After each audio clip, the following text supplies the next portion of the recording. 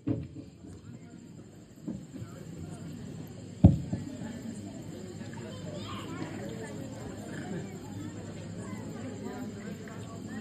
शांतीचा व देशाला क्रांतीचा संदेश देऊन समस्त मानवजातीच्या कल्याणासाठी आपलं अवघं आयुष्य पणाला लावून या जगाचं दुःख दूर करण्यासाठी 4 आर्य सत्य व 8 अष्टांग मार्गाच्या तत्वज्ञानाची देण देणारे, बुद्धीतून सुरू होऊन बुद्धीत संपणारा बुद्ध धर्माचे संस्थापक तथागत गौतम बुद्धांना सर्वप्रथम विनम्र अभिवादन करतो। या महाराष्ट्रातील एक माताजीच्या उदरातून, जिच्या मातृत्वानं, दातृत्वानं व कर्तृत्वानं या महाराष्ट्राला एक नव्हे तर 2 छत्रपती मिळाले, त्या राष्ट्रमाता राजमाता मासाहेब जिजाऊ यांना विनम्र अभिवादन करतो। हिंदवी स्वराज्याचे संस्थापक छत्रपती शिवाजी महाराजांना विनम्र अभिवादन करतो। शिक्षणाची दारं सर्वांसाठी खुलं करण्याचे काम करणारे शेतकऱ्यांचे कैवारी महात्मा ज्योतिबा फुले यांना विनम्र अभिवादन करतो। क्रांतिज्योती सावित्रीबाई फुले यांना विनम्र अभिवादन करतो। त्यागमूर्ती रमाई यांना विनम्र अभिवादन करतो। हुजरेगिरी व मुजरेगिरी करून ज्यांच्या पाठीला बाग पडला, तो बाग घालण्यासाठी ज्यांनी आपलं अवघं आयुष्य पणाला लावलं आणि राजवाड्यापासून गावकड्यापर्यंत जाणारा एकमेव राजा म्हणजे राजर्षी शाहू महाराजांना विनम्र अभिवादन करतो। जी जात नसते ती जात असते, रक्ता माणसाच्या गोळ्याला खात असते ती जात असते, अशा जाती व्यवस्थेच्या नावाखाली माणसाला माणूस म्हणून जगण्याचा अधिकार नाकारणाऱ्या या समाज व्यवस्थेमध्ये माणुसकीचं तत्वज्ञान रुजवण्याचं काम करणारे महामानव विश्वरत्न भारतीय राज्य घटनेचे जनक डॉक्टर बाबासाहेब आंबेडकरांना त्यांच्या 134व्या जयंतीनिमित्त विनम्र अभिवादन करतो। डॉक्टर बाबासाहेब आंबेडकरांच्या व्यक्तिमत्वाचं वर्णन करत असताना मी इतकंच म्हणेन की हिरे तो बहुत होते हैं लेकिन कोहिनूर जैसे नहीं, विद्वान तो बहुत हुए लेकिन डॉक्टर बाबासाहेब आंबेडकर जैसे नहीं। जातीसोबत व्यक्ती गेली, धर्मासोबत तत्व गेलं, ओळखणे ते कठीण आहे, कोण कोणाचा गुलाम आहे। अशा तत्कालीन परिस्थितीमध्ये या समाजानं ज्या महामानवाला अन्याय आणि अत्याचार सहन करावा लागला होता, बालवयामध्ये असताना जेव्हा शाळेमध्ये वर्गामध्ये शिक्षकांनी फळ्यावर गणित सोडवण्यासाठी सांगितलं होतं, वर्गामध्ये भीमराव रामजी आंबेडकर नावाचा असा एकमेव विद्यार्थी होता जो विद्यार्थी ते गणित सोडवू शकत होता, मात्र फळ्याच्या पाठीमागं सुवर्णांचे डबे असल्यामुळं ते बाटतील या सबबीखाली कर्तृत्व असताना नेतृत्व या तत्कालीन परिस्थितीतील लोकांनी दिलं नव्हतं। इतकंच नाही तर जेव्हा टांग्यातून जात असताना जाता जाता जात कळली म्हणून त्या टांगेवाल्यानं उतरविण्याचं काम केलं आणि जेव्हा दुप्पट भाडं दिलं तेव्हा त्या टांग्यातून घेऊन जाण्याचं काम केलं। त्याचबरोबर जेव्हा कापड दुकानामध्ये कपडे घेण्यासाठी गेले तेव्हा त्यांना मिळणारी वागणूक आणि इतरांना मिळणारी वागणूक ही वेगळ्या स्वरूपाची होती आणि या सर्व गोष्टीचा परिणाम डॉक्टर बाबासाहेब आंबेडकरांच्या मनावर झाला आणि तेव्हाच त्यांनी असं ठरवलं की ही परिस्थिती बदलून टाकायची आहे। आणि जर परिस्थिती बदलायची असेल तर ती बदलण्यासाठी अभ्यासाशिवाय पर्याय नाही, या गोष्टीचा ध्यास घेऊन डॉक्टर बाबासाहेब आंबेडकरांनी अभ्यास करण्यास सुरुवात केली। जेव्हा सर्वप्रथम 1907 मध्ये डॉक्टर बाबासाहेब आंबेडकर 10वी उत्तीर्ण झाले तेव्हा अस्पृश्य समाजातील 10वी उत्तीर्ण होणारा ते पहिला विद्यार्थी होते। इतिहासाच्या पानावर आदर्शाचे धडे असतात, वाचणारे इतिहासाचे गायक असतात, वाचून आचरणात आणणारे इतिहासाचे नायक असतात। आम्हाला इतिहासाचा गायक नव्हे नायक व्हायचं आहे आणि जर नायक व्हायचं असेल तर डॉक्टर बाबासाहेब आंबेडकरांचे विचार आमच्या आचारामध्ये आणावे लागतात।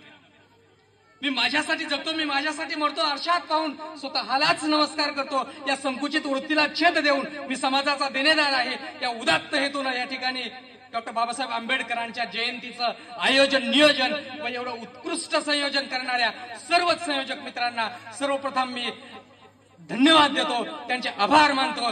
कारण डॉक्टर बाबासाहेब आंबेडकरांची जयंती म्हणजे ढोल ताशांच्या गजरामध्ये फक्त मिरवणूक काढणं इतक्यापुरती मर्यादित नाही, तर डॉक्टर बाबासाहेब आंबेडकरांची जयंती म्हणजे हा एक संस्काराचा उत्सव आहे। डॉक्टर बाबासाहेब आंबेडकरांची जयंती म्हणजे स्त्री सन्मानाचा उत्सव आहे। डॉक्टर बाबासाहेब आंबेडकरांची जयंती म्हणजे न्यायाचा उत्सव आहे। डॉक्टर बाबासाहेब आंबेडकरांची जयंती म्हणजे समतेचा उत्सव आहे। डॉक्टर बाबासाहेब आंबेडकरांची जयंती म्हणजे नवभारत निर्मितीचा उत्सव आहे आणि या निर्मितीच्या उत्सवात आपण सर्वजण सहभागी झालात याबद्दल आपले सर्वांचे अभिनंदन करतो। कारण डॉक्टर बाबासाहेब आंबेडकरांना डोक्यावर घेऊन नाचलंच पाहिजे, पण नाचण्याबरोबर डॉक्टर बाबासाहेब आंबेडकरांचे विचार जोपर्यंत आम्ही डोक्यात घेणार नाहीत तोपर्यंत खऱ्या अर्थानं परिवर्तन होणार नाही। आणि ते परिवर्तन करण्यासाठीच या ठिकाणी एवढ्या भव्य दिव्य अशा कार्यक्रमाचं आयोजन केलेलं आहे। Your act is a nothing but expression of your thought. म्हणजेच तुमची कृती ही तुमच्या विचारांचा आविष्कार असते. आणि डॉक्टर बाबासाहेब आंबेडकरांचे विचार आपल्यामध्ये आत्मसात करण्याच्या उद्देशानं या ठिकाणी ही जयंती साजरी करत आहोत. जयंती साजरी करत असताना डॉक्टर बाबासाहेब आंबेडकरांची जयंती आपल्या धानोऱ्यामध्ये नाही, अहमदपूर तालुक्यात नव्हे, लातूर जिल्ह्यात नव्हे, महाराष्ट्रात नव्हे, भारतात नव्हे, तर अवघ्या जगात साजरी केली जाते. आणि जगामध्ये सर्वाधिक मोठ्या प्रमाणामध्ये जर कोणत्या नेत्याची जयंती साजरी केली जात असेल तर ती डॉक्टर बाबासाहेब आंबेडकरांची केली जाते. कारण डॉक्टर बाबासाहेब आंबेडकर आपल्या महाराष्ट्रापुरते, भारतापुरते मर्यादित नव्हते, तर ते विश्वरत्न होते. प्रतिकूल परिस्थिती असताना सुद्धा त्यावर मात करून त्यांनी उच्च शिक्षण घेण्यासाठी जेव्हा विदेशामध्ये गेले होते, तेव्हा त्या विदेशात गेल्याच्या नंतर दुपारचं जेवण मिळत नव्हतं, तेव्हा डॉक्टर बाबासाहेब आंबेडकर असं म्हणायचे की दुपारचं जेवण मिळत नसलं म्हणजे काय झालं, त्याच्यामुळे माझा वेळ आणि पैसा दोन्हीही वाचतोय. आणि पूर्ण वेळ त्यांनी अभ्यासामध्ये घातला. आणि उच्च शिक्षण प्राप्त करून जेव्हा भारतात परत आले, तेव्हा भारतामध्ये परत आल्याच्या नंतर या ठिकाणच्या लोकांनी त्यांना जन्मानं श्रेष्ठ असणाऱ्या लोकांनी त्यांच्या कर्तृत्वाला नेतृत्व दिलं नाही का, किंवा जेवढं नेतृत्व द्यायला पाहिजे होतं किंवा जो मान आणि सन्मान द्यायला पाहिजे होता या प्रचलित व्यवस्थेनं दिला नव्हता. आणि ही सर्व परिस्थिती बदलायची होती आणि त्या बदलण्यासाठीच त्यांनी प्रयत्न केले. आणि ज्यावेळेस डोळसपणे या समाजाकडे पाहिलं तेव्हा त्यांच्या असं लक्षात आलं की आपल्याला ही परिस्थिती बदलायची असेल, समाज परिवर्तन करायचं असेल तर एकत्रित येणं गरजेचं आहे. जेव्हा 1923 मध्ये डॉक्टर बाबासाहेब आंबेडकरांचा the problem of the rubies नावाचा ग्रंथ प्रकाशित झाला, त्या ग्रंथामुळं डॉक्टर बाबासाहेब आंबेडकर हे एक अर्थतज्ञ आहेत हे सिद्ध झालं. कारण त्या ग्रंथाच्या माध्यमातून त्यांनी मांडलेले सिद्धांत हे तत्कालीन परिस्थितीमधील असणारे जागतिक पातळीचे अर्थतज्ञ केन्स यांच्या विचारांना छेद देऊन नवीन विचार मांडण्याचं काम डॉक्टर बाबासाहेब आंबेडकरांनी केलं. आणि केन्सच्या विचाराला मात करून, केन्सच्या विचारांची मांडणी चुकीची आहे हे स्पष्ट करून नवीन विचार मांडण्याचं सामर्थ्य जगाच्या पातळीमध्ये, जगाच्या पातळीवर जर कोणामध्ये असेल तर ते फक्त डॉक्टर बाबासाहेब आंबेडकरांमध्ये होतं. आणि ते त्यांनी करून दाखवलं. 1924 मध्ये जेव्हा बहिष्कृत हितकारिणी सभेची स्थापना केली आणि ब्रीद ठेवलं होतं ते म्हणजे शिका, संघटित व्हा आणि संघर्ष करा.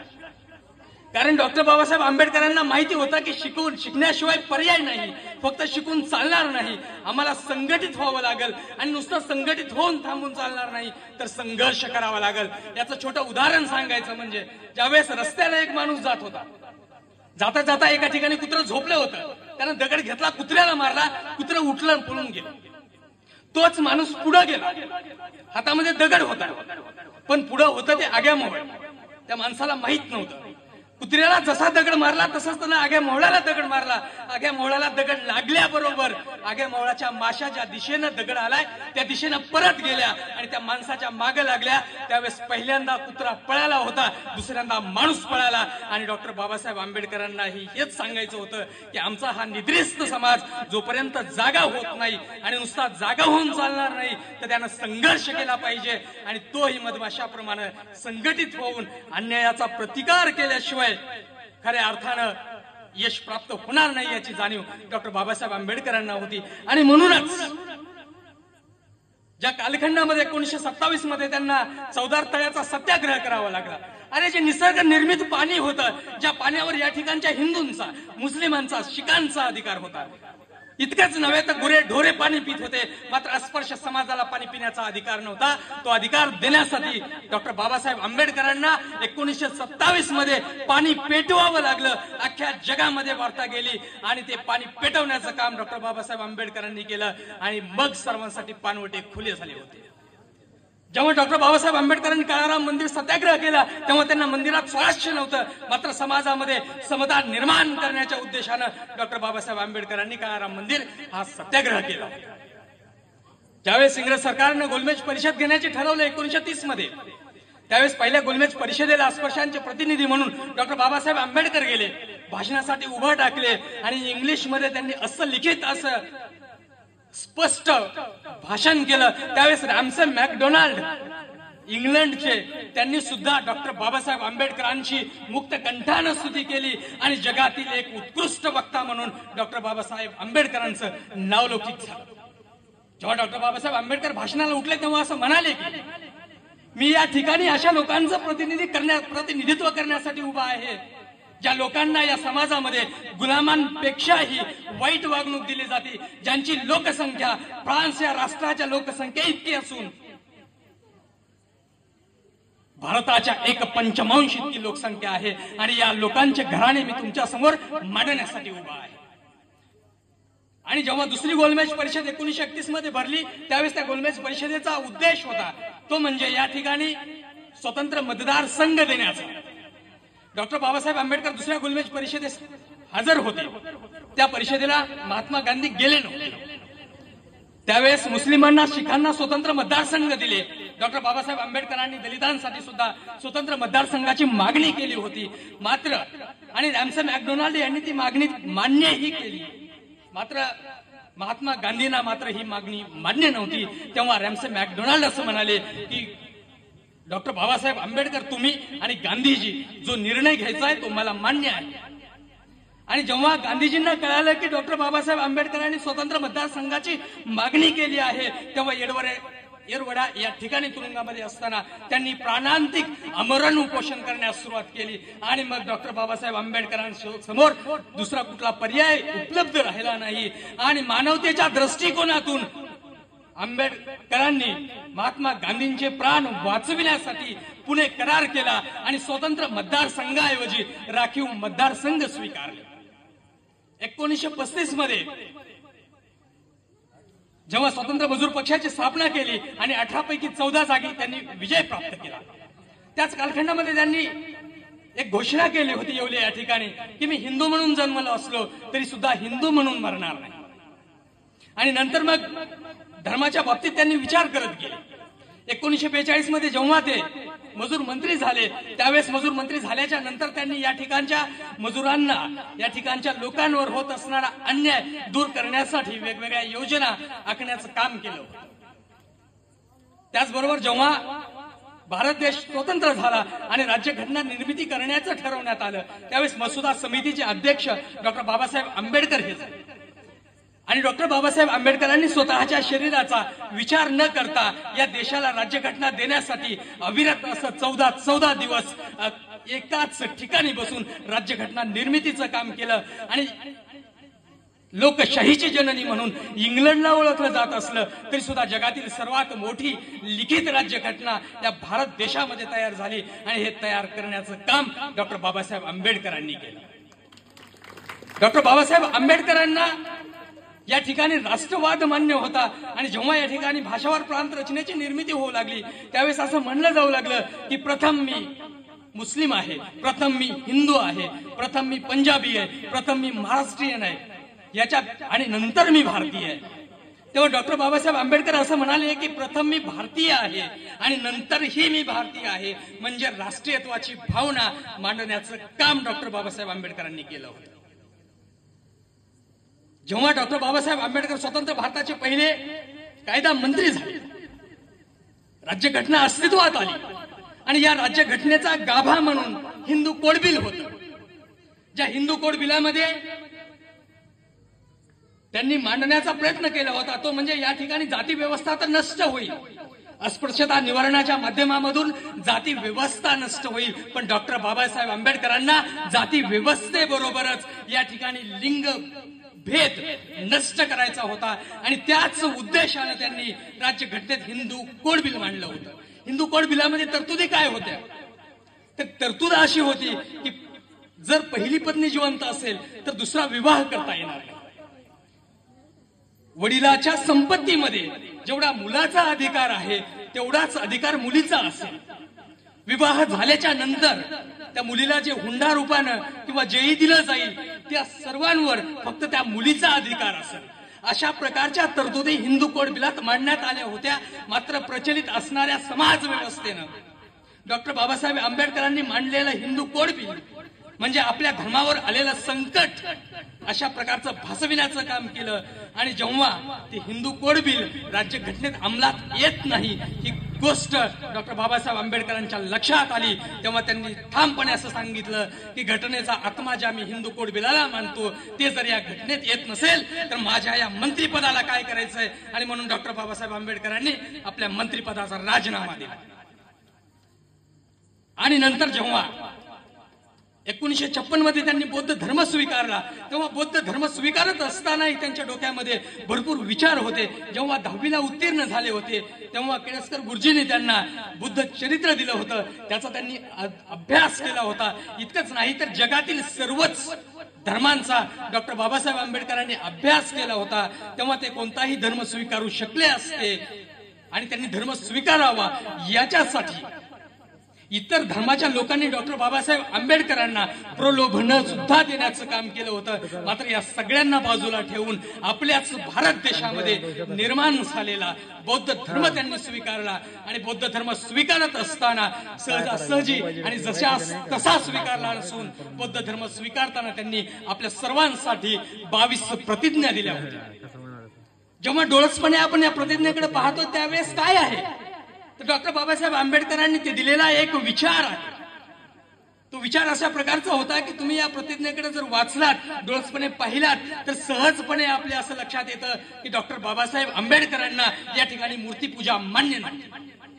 त्याचबरोबर डॉक्टर बाबासाहेब आंबेडकरांनी भर दिला होता तो म्हणजे आपल्या जनतेमध्ये संस्कार कसे येतील, आपण व्यसनापासून दूर कसं जाताल, या सगळ्याच गोष्टीचा अंतर्भाव त्यांनी 22 प्रतिज्ञेमध्ये केला आणि त्या प्रतिज्ञा दिल्या आपल्याला. कारण चारित्र्य ही सर्वात मोठी गोष्ट आहे आणि चारित्र्याशिवाय माणूस जगू शकत नाही आणि आपला सर्व समाज चारित्र्य संपन्न असावा याच उदात्त हेतून त्यांनी 22 प्रतिज्ञा दिल्या आणि त्या 22 प्रतिज्ञेच्या माध्यमामधून या ठिकाणी समाज परिवर्तन व्हावं आणि समाजात परिवर्तन होईल अशा प्रकारची प्रेरणा देण्याचं काम डॉक्टर बाबासाहेब आंबेडकरांनी आपल्या विचाराच्या माध्यमातून, आपल्या कृतीच्या माध्यमातून केलेलं होतं. या सगळ्यांचा सारार असा होतो तो म्हणजे डॉक्टर बाबासाहेब आंबेडकरांना अभिप्रेत असणारा समाज आज निर्माण होणं गरजेचं आहे आणि जर समाज तो निर्माण करायचा असेल तर डॉक्टर बाबासाहेब आंबेडकरांचे विचार आपल्या आचारामध्ये यावेत आणि जोपर्यंत ते आचारात येणार नाहीत तोपर्यंत खऱ्या अर्थानं परिवर्तन होणार नाही. आणि ते परिवर्तन करण्याच्या उद्देशानं या ठिकाणी एवढ्या मोठ्या जयंतीचं आयोजन केलं. या कार्यक्रमाचे सन्माननीय अध्यक्ष गोपीनाथरावजी जोंधळे साहेब असं म्हणतात की वेलीला शोभा नसते फुलाशिवाय, तलावाला शोभा नसते कमळाशिवाय, रात्रीला शोभा नसते चांदण्याशिवाय आणि कार्यक्रमाला शोभा नसते पाहुण्यांशिवाय. तेव्हा या कार्यक्रमासाठी आवर्जून उपस्थित मंचावरील सर्वच पाहुणे आणि आपण या ठिकाणी मला बोलवलं, डॉक्टर बाबासाहेब आंबेडकरांच्या जयंती निमित्त मनोगत व्यक्त करण्याची संधी दिला, याबद्दल आपल्या सर्वांचे आभार मानतो. आणि जाता जाता इतकंच म्हणेन की उडत्या पाखरांना परतेची कमान असावी, नजरेत सदा नवी दिशा असावी, घरट्याचे काय बांधता येईल केव्हाही, क्षितिजाच्या पलीकडे झेप घेण्याची जिद्द असावी आणि अशाच प्रकारची जिद्द आपण डॉक्टर बाबासाहेब आंबेडकरांच्या जयंतीनिमित्त घ्याल अशी आशा व्यक्त करतो आणि माझे 2 शब्द संपवितो. जय भीम, जय महाराष्ट्र.